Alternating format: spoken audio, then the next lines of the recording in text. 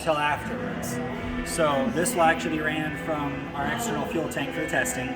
Once that's done, they'll put this on and they'll crimp it and get it down. We ship them with all the oils in it. So your engine, your gearbox, and your pump will all have the oils ready to go.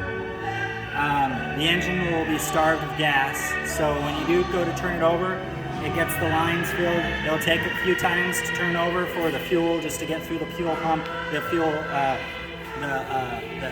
just basically through the whole system. Once it's in there, it'll start up and get running. So there's no gas shipped in it, correct? Yes. So the customer needs to fill it up with gas then? Correct, yeah. There'll never be gas in them. We always wrap the reels so that all the hose and everything stays together. There will be an RV grade antifreeze, a pink antifreeze in the system. Even during the summer, we still put it in as just a customary thing. Mainly it's because we want to make sure it gets to you.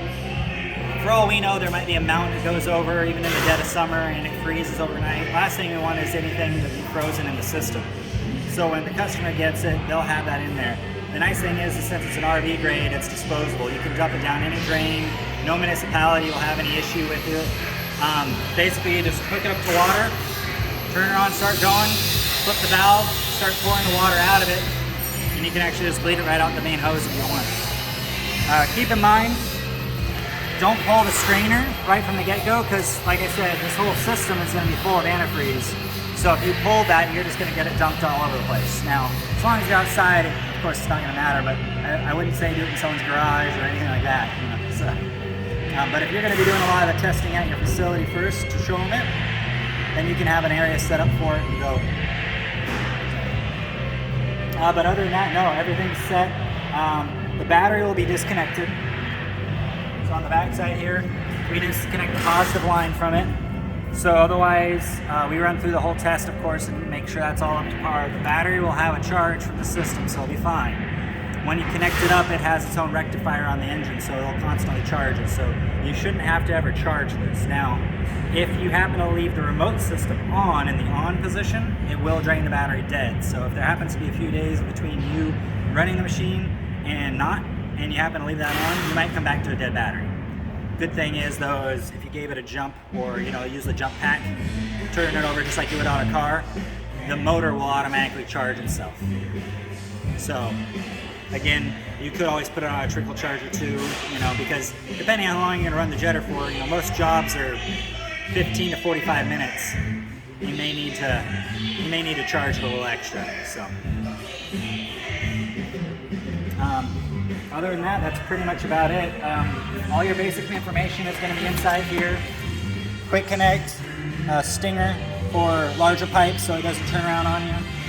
And then inside, you're going to have not only the manuals for the engine, which we come with it, TAC manual to go over if you have questions on how to reset the tachometer, but also your manual. So we do it on a USB drive because there's been too many times people lose the stuff. In here is going to have also test documents, brief overview of the order and everything like that. Eventually we're going to start putting more and more stuff in it, like videos and other things like that, so that you really kind of have everything up front. I would recommend though, before the customer goes through and actually uses it, to go to our YouTube and look at the unboxing videos. The first unboxing video is basically like you saw, how to connect up the battery, let you know that there's antifreeze in it. It kind of lets the customer know that they're going to have this stuff to do initially. The second video actually goes through a component identification, where I go through and point out what everything is everywhere. Actuators, remote box, muffler, gearbox, sight glass to show you where the oil levels are, things like that. And then the third video is actually an overview of how to connect up an external water tank. So if you have an auxiliary water tank, whether it's ours or anyone's or something you've made, it at least goes through a video on how to hook it up. But other than that, no, the system's really ready to go out of the box. You put a nozzle on and put it down the line and go.